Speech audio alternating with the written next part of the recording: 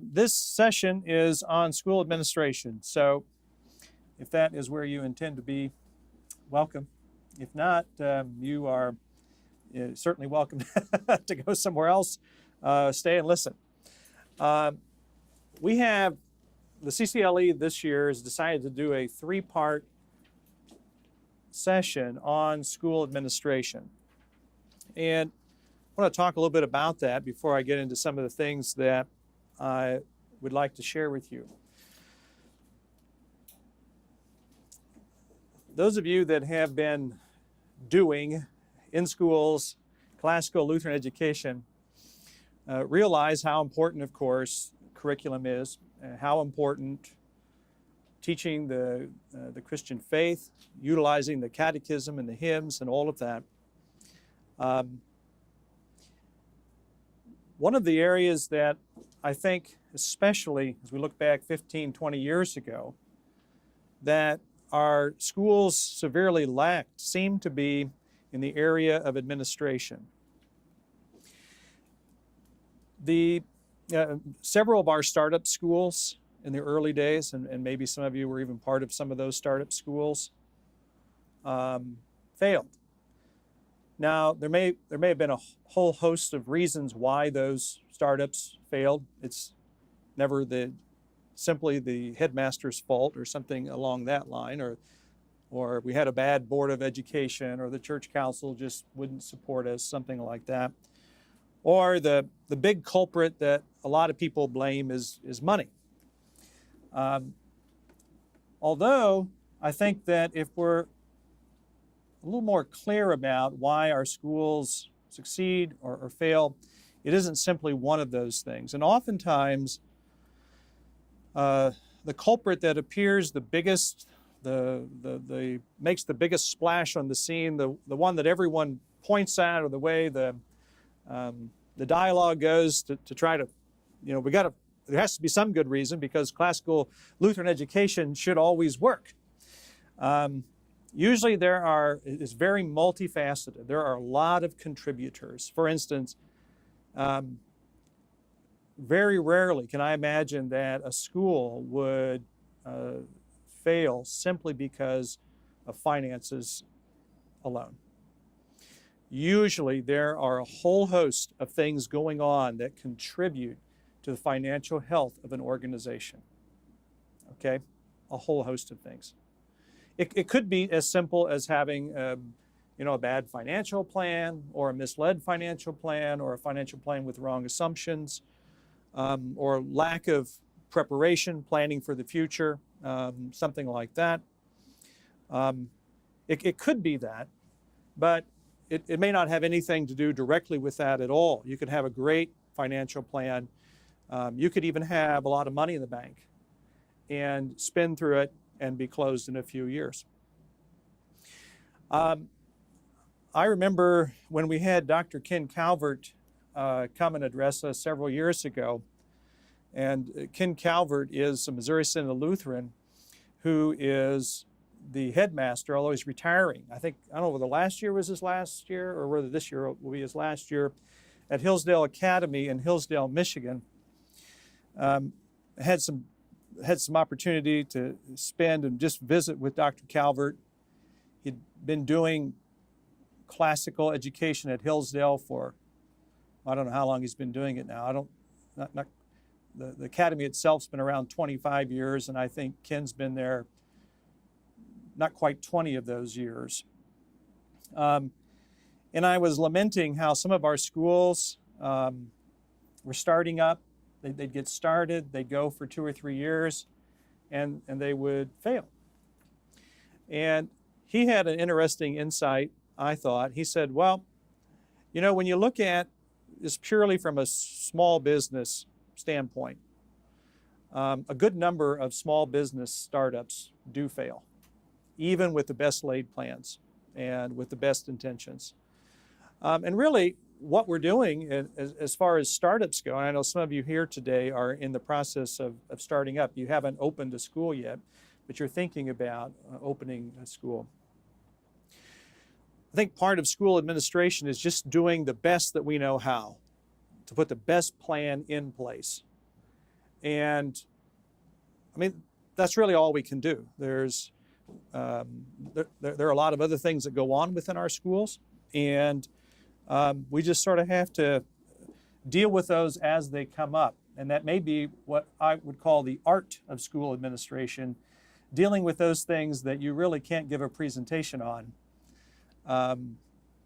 Dealing with things that maybe you can affect in some small way, but you can't always, there's no manual on how to deal with some of those things. And one of the things I think of just off the top of my head is social media, how quickly something can go viral, right? You can have money in the bank, you can have the best teachers, you can have the best policies, you can have an awesome school administrator and all of that, and one thing that goes a strange direction all of a sudden brings trouble for you. That may mean that we need a good plan, for instance, for dealing with social media and the effects of social media. So just some observations. My goal has been that the CCLE has done a wonderful job of putting together the theory and practice of classical Lutheran education. And we continue to do a great job at that. Now, there's probably several of you could be doing this presentation on administration. I'd love to hear other presentations on administration, but I've just simply picked some topics, and I have some resources for you today to talk about that tough job of being the school administrator. And we have a variety of people that are involved in school administration. Some people who come to our classical schools are involved in school administration, have been doing it for quite a few years. Maybe they've come out of a public system, and they have had success in the public system, at least in terms of, they stuck with it. Their schools did fine. One of the things to consider, though, is that a not-for-profit organization is very much different from the way a public institution is funded. Clear down to who is in charge, governance, how are you funded, private dollars as opposed to private funding. It also opens up the whole question, even for us, how much public funding do we want? And are there strings attached with that public funding? I was visiting with a school, several schools recently, about the possibility of getting their own tax ID number separate from the congregation. There's pros and cons to that, right? And if you don't do it, just be aware that there's certain things that you may not have access to. If you do it, there are some things that you're going to have to deal with that you may not like. So I think understanding some of that, and even in your own state, because remember, education is, at least in the United States of America, it's a state endeavor. So in some ways, the laws that govern schools in Texas are much different from laws that govern schools in other places, Kansas or New Mexico or other places. So you always have that aspect to think about too, and how some of those things affect your school. Some of you may have never been a school administrator before. Maybe you were like me. I taught school for 1 year and moved to Illinois, and they wanted a man to be the school administrator. My only qualification at this location was that I was a man. That was it. They had a very capable lady who was the school administrator there, and her name is Eunice Hosler. I don't know if any of you know Eunice Hosler. Those of you from southern Illinois area, and spending just a week or two with Eunice, I realized I could learn a lot from Eunice, and so I said, why don't I be the assistant the first year? Eunice can still teach first grade, but I don't really know a lot about being a school administrator. So I was the assistant for a couple years before I became the school administrator. At that time, I had a bachelor's degree in secondary education. I had a thoroughgoing progressive education in how to teach math and science to high schoolers. That's really all I had. 20-some years old, and simply because I was male, I was being asked to be the school administrator. So maybe that's your situation. I don't really know. But some of you I know have been found success, and you get emails from me asking you, okay, I have this situation, or I have a question. What would you do? Or do you have a policy for this? Or asking for advice. I think it would behoove all of us to, if you are the administrator, to really humble yourself and be willing to pull from the pool of school administrators out there. As a matter of fact, each of you should be willing to take a phone call from a brother or sister and help them out in some time of crisis or for advice. To help us do that, one of the things I'm going to do today is I'm going to send around a sheet of paper with, and I want you to put your name and email contact on it. And I have something I'm going to share with you too, but put your name and address on here, and we'll share information with each other, who you are. All right. So with that introduction, what I'd like to do over the next 3 days is 3 sessions is to walk through some basic topics of interest to school administrators. At least I find them useful here at Faith in Plano. Feel free to run rabbit trails because that's what we're here for. This is more of a workshop than it is. If you come into my Bugenhagen paper, I plan to pretty much read a paper to you, okay? But I don't plan to do that here in this section. So if you'd like to ask questions or provide input, correction, I'm open to that. And that way we'll learn together and we'll make the best of this sectional. One of the areas I'd like to start with, I think it's important to all of us, is governance, just basic governance. And most of our schools are governed by a school board. And that may look differently in different places. Usually the duties of that school board is the duties are defined by the Constitution. If you're a freestanding organization, it's defined within that organization, the limits of authority, what you can do, what you can't do, or within the church constitution. And for that reason, I think it behooves us as school administrators to be aware of what our church constitutions say or don't say. So if it's an old dusty document that you haven't looked at in a long time, I would advise you to get it out and to read it. Because, I mean, what generally happens for us is that oftentimes we don't look at policies until we need them. And then when we find them, we may realize that they don't say what we wanted them to say. So then we're busy trying to edit it or interpret it in a way that we think it would really be helpful to us right now.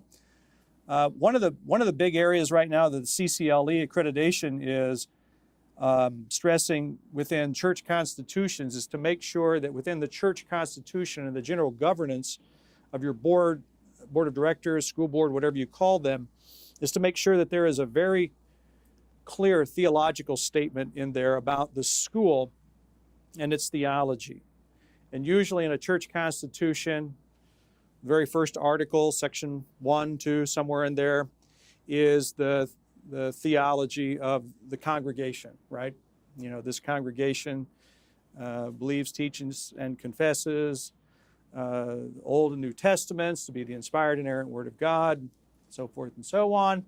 And then we also believe, teach, and confess, and then we include all of the Book of Concord. And sometimes we list out the sections. What sometimes isn't so clear is that the school is within that confession as well. And what I'm suggesting to you is that rather than simply letting the school's confessional identity be assumed by that article, make it explicit within the Constitution itself, because that becomes really the paper document that if there's a question about, okay, who you are, what you're doing, why are you dealing with, you had an admissions situation where you had two mommies come with a little boy, and you talked to those two mommies about the fact that you teach that homosexuality is not God's design for marriage, and they got mad and left and said you didn't receive their application. Or maybe you have a policy that says we won't accept anyone who has two mommies or two daddies. Maybe you have a very clear policy like that. It's very helpful, I think, to have your school's identity, its confessional identity, tied to the original document that really your school's derived from, which is your Constitution. We simply updated our policy recently, last year or so, here at Faith Plano. We took the duties of the Board of Education and we added a duty. One of the first duties is that the board will ensure that the school lives under, with, I don't know what language we used, adheres to, confesses the confessional statement in the Constitution. So that means that my teachers are going to be teaching that. It means that my admissions practices, disciplinary policies, all of that is going to fall under and within the confessional identity of the church. There's a very, very close tie then between church and school, which in my opinion is the way it should be anyway. There's maybe another whole discussion on the separation of church and school that has been, it has happened within our Missouri Synod schools. Complete separation between church and school. But in our confessional classical Lutheran schools, let it not be so among us, that there is not a distinction between the confessional identity of the congregation, the confessional identity of the school. One way that we have attempted here at Faith Plano, just to put that in simple terms, is we consistently use the term classical Lutheran education, so that way there's no question about our Lutheran identity. Now, you certainly, there's other terms that you can use and remain within your confessional identity, okay? I'm just saying that's one thing that we've done to make sure that everyone understands that we are a Lutheran school, classical Lutheran school first and foremost. So, you've got your Constitution. That Constitution says who can be on the board. You may have a situation where,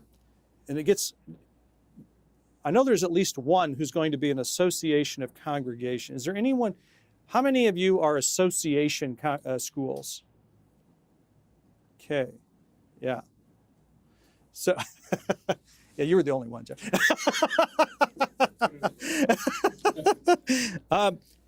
It just means that, in my opinion, that your Constitution is going to have to read like a church constitution, and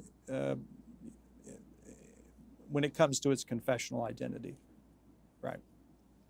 That would be my suggestion to you. First of all, I want to point out a couple things to you. The only reason I'm really using this computer right now is to show you that I have a Google Drive full of items for school administrators, some things that I've uploaded. And I'm going to utilize some of those things, but I'm willing to share all of it with you. And some of you have already reached out to me. You're asking questions about something or another. I said, here, look through this. And there are, I emptied I think one of the files on paper and come up with probably about 200 pages worth of information, some of it front and back. So there's a lot of information. The other thing that the other thing I hope that will happen is that you will share. I mean it when I say I do not know everything, okay? And some of the things up here I've already borrowed from someone else. I asked for their permission to put it on here. But don't be bashful about, for instance, your school handbook, other things. Put it up there. You may think all of your policies are terrible, and maybe they are. But you know what? You may have one really good policy that all of us can learn from.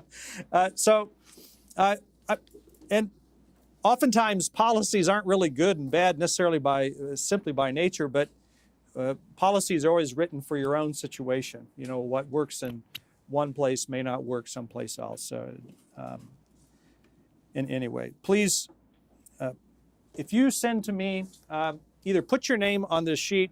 I'll send you access to this Google Drive. Okay, and anything I say, as far as most everything I say, will be referenced in this Google Drive. Okay, so you see several different things: supervision of faculty, school finances, school employment. There's a miscellaneous category: legal resources, leadership, in-services, health and safety, handbooks, curriculum mapping, and Board of Education. Okay, so what I'm talking about here is I just pulled some things from this Board of Education. Is your material proprietary and copyrighted? It's okay. What's that? Is it copyrighted, your material? Anything that's mine is not copyrighted. So that came from you, and you're happy to share it with. Okay, anything that I've shared in here, I do not. I actually have a handout on copyright. As far as I know, if you catch me breaking a copyright law, let me know and I'll eliminate it. But everything that I know to be on there, if I borrowed it from another school, I ask permission to put it up there. There are a few LCMS resources on there that are for general use among the LCMS. Well, the reason I ask is, we receive a packet from the LCMS on governance within the school, and if we wanted to replace it with this, I just wanted to make sure you're okay with that we use it for our school as a resource. If I move on as a principal, I can hand it to the next. Yeah, I will not. I put it there, and I publicly said it's there for you to use. Yeah. You're free to use anything there. One of the first resources I like to walk through with about Board of Christian Education is, if you print it out, is this. It's about 70 pages. It's a little document called Governing Board Resource for Lutheran Schools. How many of you have seen this Governing Board? How many of you have read through it? Okay, found it fairly helpful. Okay. What I'd like to do, I know many of you have seen it. I still like to walk through some of these things and talk about some of these things. So I want to do that first. There's another document that I've uploaded that is unique to Faith Plano. It's a little larger resource. It's called Faith Lutheran Church and School Leaders Manual. And this is the manual that we've sort of adopted that talks about all the lay positions within our congregation. And it has protocol for certain activities. For instance, the business manager's office. How do we pay bills? How do you requisition money? Who approves that? Those kinds of things.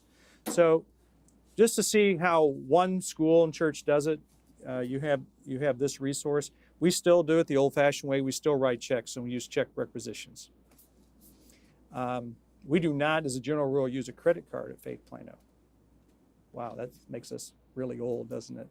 And that's just because that's the culture within our community. Credit cards are still new here among us. So some of you that have credit cards also have to write some really good policies and enforce those policies when you have credit card use. We do have debit card use at Faith Plano, but only a few people have access to debit card usage. So, I mean, there's something to consider already. So anyway, this is how Faith Plano has put into practice some of the things we're going to talk about in this Governing Board Resource for Lutheran Schools. So I'll make it clear that what I'm telling you about is the governing board resource for Lutheran schools published by the LCMS. Want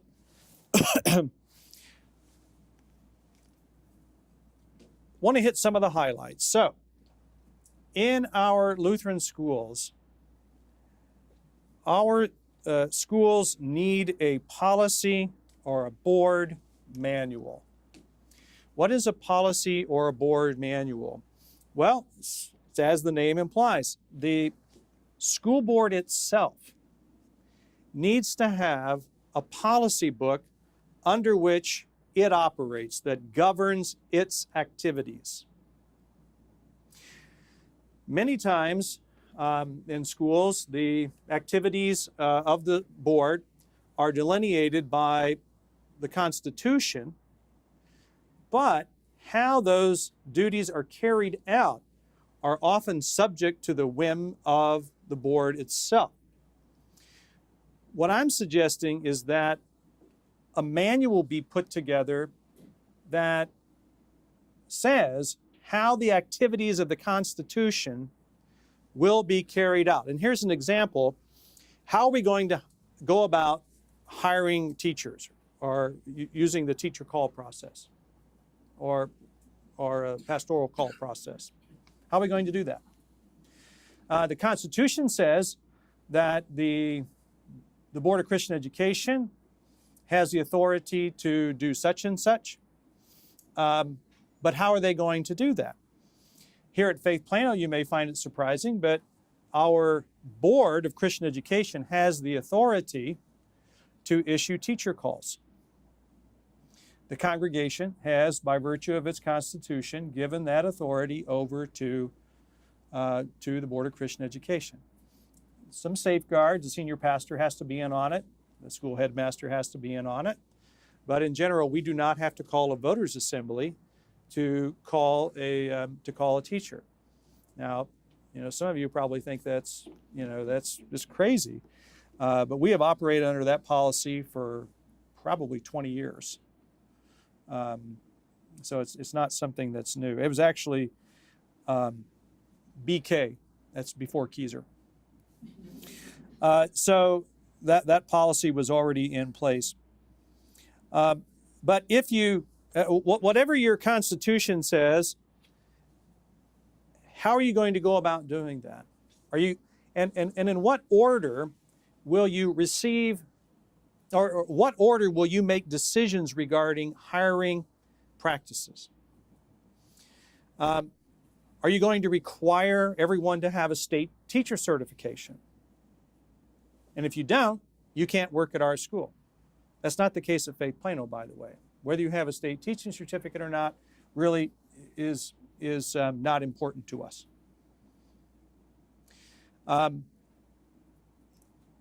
Do you have a bachelor's degree? Yes, that's very important to us. You have to have at least a bachelor's degree. Are you a member in good standing of the LCMS? Yes, that's important to us. But even as we look at those qualifications, how are we going to gather the names? In the olden days, what we used to do is we called the district office. You call the district office and they would send you 15 or 20 names. You'd call those 15 or 20 individuals up and say, hey, the district office has sent you your name. Would you like to come to Faith Plano? Out of those, you'd get 5 yeses and 10 or 15 no's, and then you worked to interview those 5. That's what you did. That's all you did. Now the process, I think, has become much, much different. Now we go to college fairs. We call professors at certain universities and say, do you have any names for us? Ever gotten one of those calls, Dr. Armstrong? Yeah.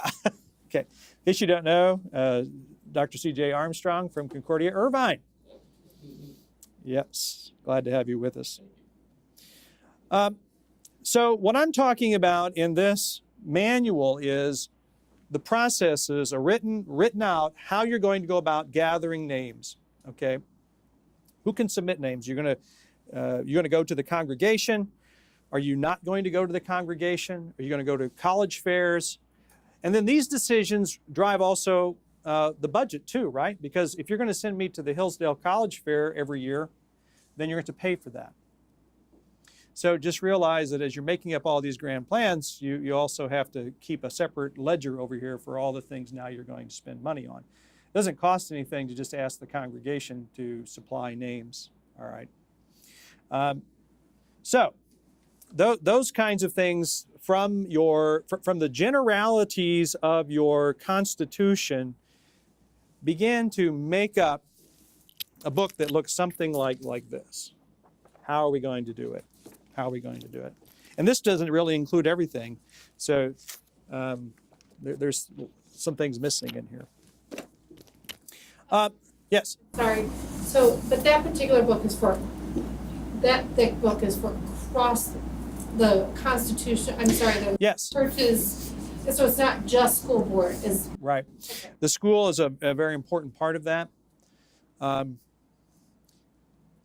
What's helpful about a book like this for us at Faith Plano, and I think those of you that operate within congregations, the person who pays the bills for the school also pays them for the church.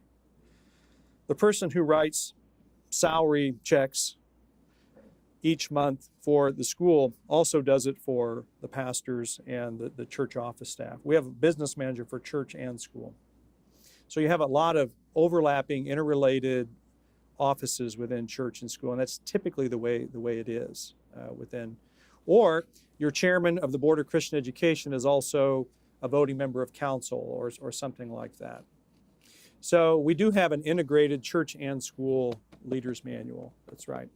And we actually walk through this. We have a meeting the very first part of the year for all the newly elected leaders. We have a breakfast, and a president of the congregation and several others do presentations and help walk through any changes, things we want to emphasize that didn't go well last year. We didn't follow something out of the leader's manual, so forth and so on.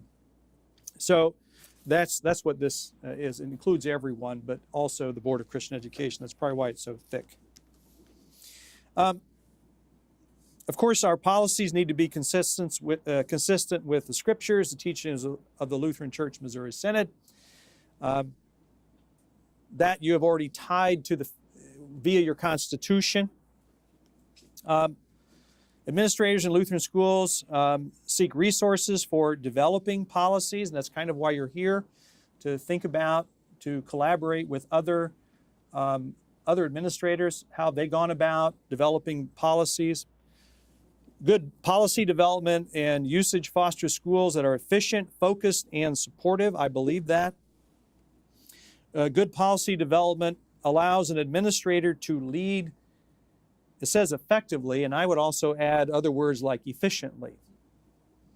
It is interesting to me if I could use the word strings by which a board sort of ties an administrator down in some ways. In some ways, I'm glad that I'm tied down.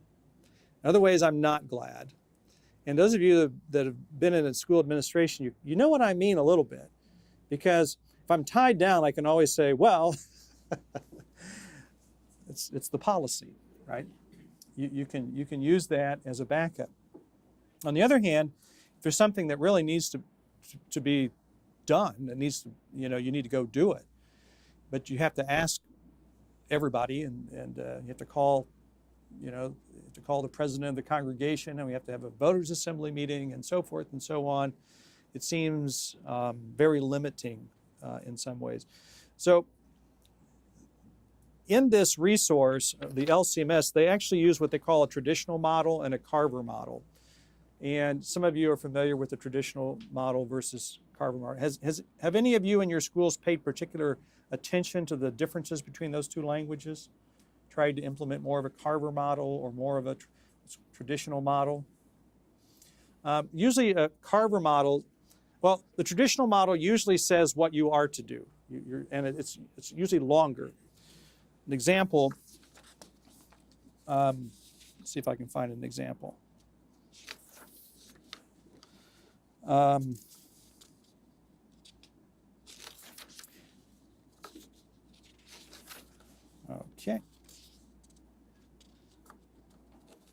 Flip ahead a few pages. I'm also getting used to glasses, so you have to forgive me a little bit here for agreeing. It looked like I'm agreeing with this. Well, with these glasses, I'm having a tough time finding what I'm looking for. But the traditional model usually lists, here's an example. The administrator of Faith Lutheran School is responsible for the supervision of teachers, developing and managing a program for the supervision of instruction for the purpose of helping teachers improve their skills in teaching and enabling the school to achieve its purpose and objectives. Here's a sample policy from the Carver model. The administrator shall not allow incompetent or immoral teachers to remain on the staff. So it depends on how you want to write some of these things. The Carver model has a tendency to state things in the negative, what you are to avoid, as opposed to the traditional method of writing policies that stated in the positive, but then they try to state all cases as well, which is typically what you have to do when you state something in the positive. You state all the different scenarios or cases. So they're meant to say the same thing, but you have couple different ways of saying that. Yes? I wonder if you might permit a rabbit hole here. Okay, go ahead. Wondering, assuming some of these tensions are universal, how administrators are interacting with boards who like to talk about some policies, but don't have a lot of drive to move on other policies. And as a school administrator, you know they're really important. You know you need them. They may be legal. They may relate to safety. They may, they could relate to a lot of things. Mm-hmm. Some of this may involve how you are positioned as a member of the board, if you are an actual member of the board or not. But wondering if anyone might speak to, again, how, as the administrator, your understanding of what's needed, especially day to day, interacts with those things that the board may or may not find particularly interesting at any given time. Right. Well, I'll give you one, for example. Board meetings. We'll skip around a little bit to board meetings. What does a board meeting look like? How long are your board meetings? How does an agenda item get on? And who may bring something up at a board meeting, so forth and so on. My preference is that board meetings last no more than an hour and a half.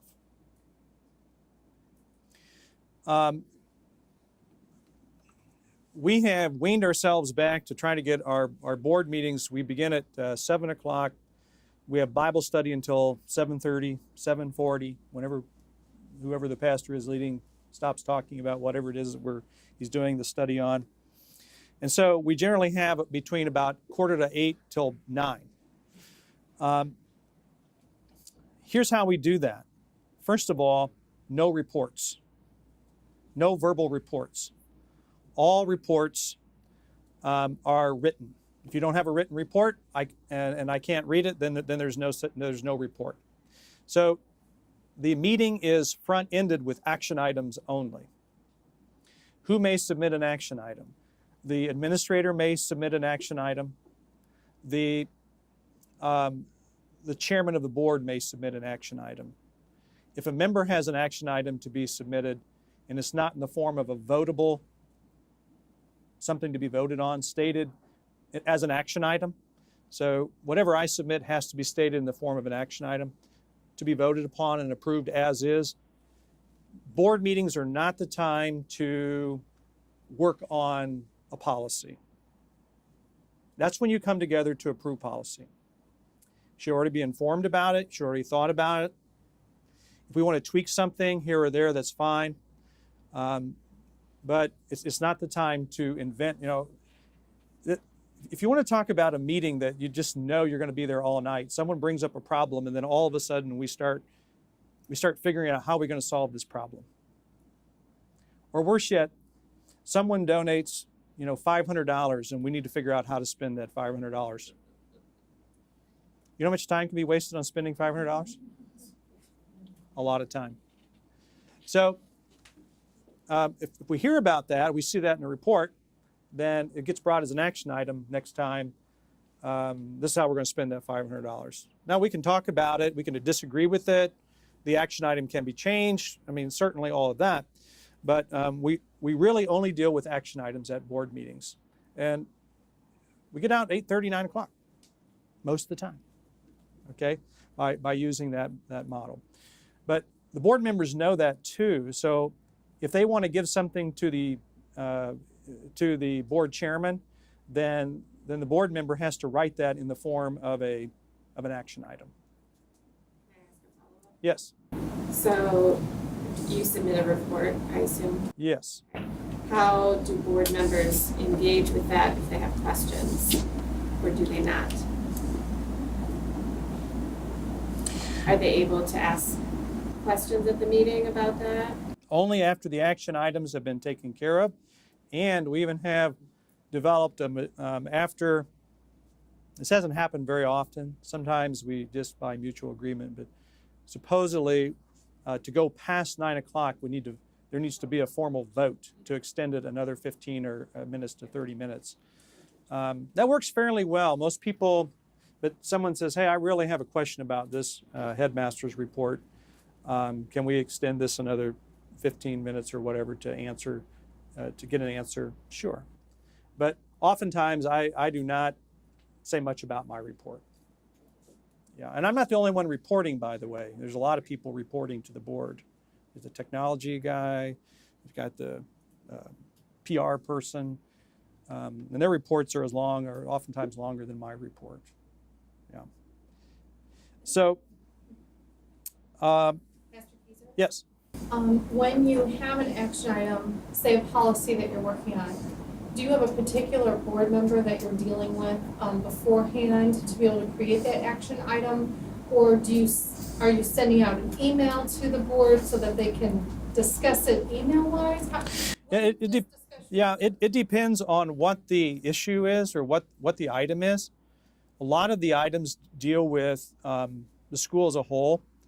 And so I use the faculty for that.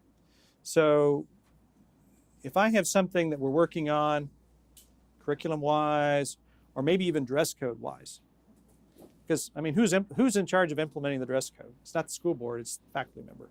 They're the ones that have to hand out the slips, so forth and so on.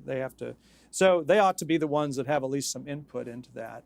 And so what I do is I say, okay, you like the dress code, you don't like the dress code, we need to change something about the dress code.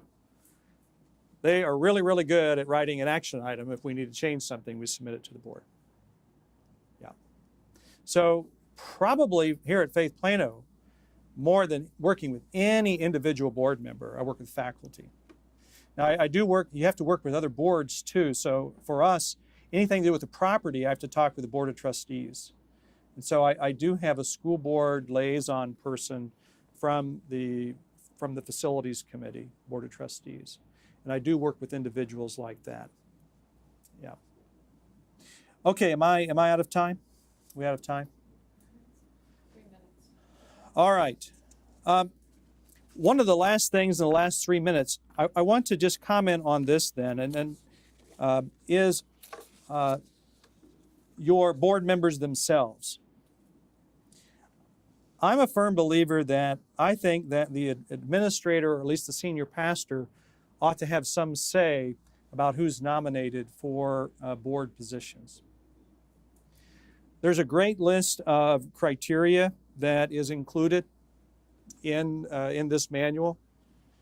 For instance, Faith Plano operates a preschool through age 3, pre-K age 3, through grade 12.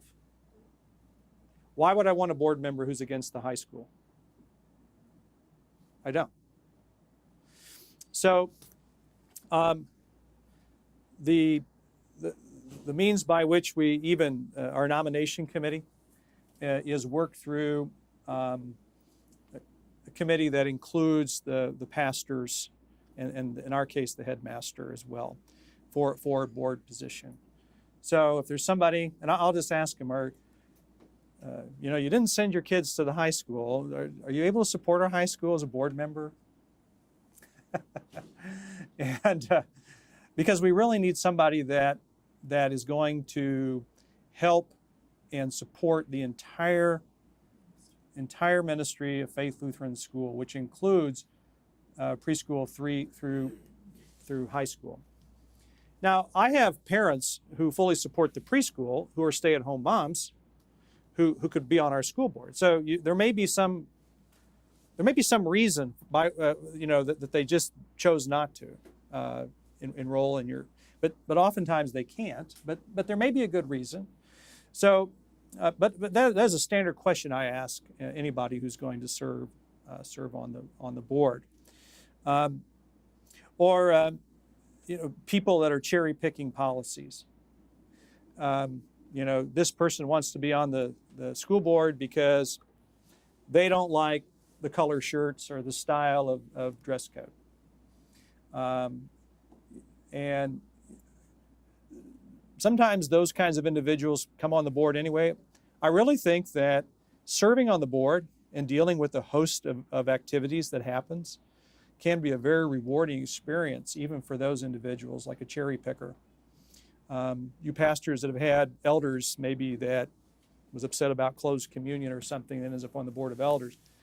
When they really start to think about everything that's going on, our theology, who we are, so forth and so on, serving on a board can be a great blessing to those individuals as well. So I'm not saying that we should just offhandedly dismiss certain people, but definitely people who cannot embrace the entirety of our mission here, I really don't think should be on the board.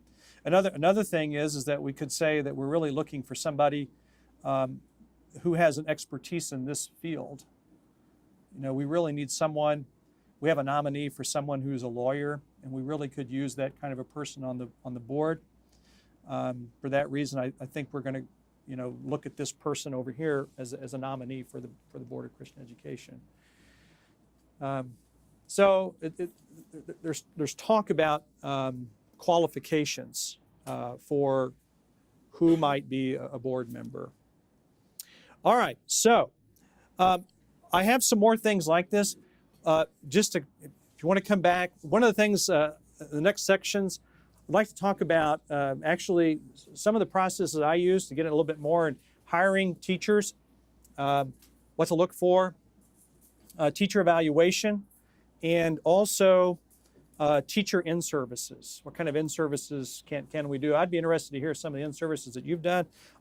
Maybe I can pull up on the screen here some of the in-services that I've done. I'd also like to take a look in one of the other section, some legal issues within our schools.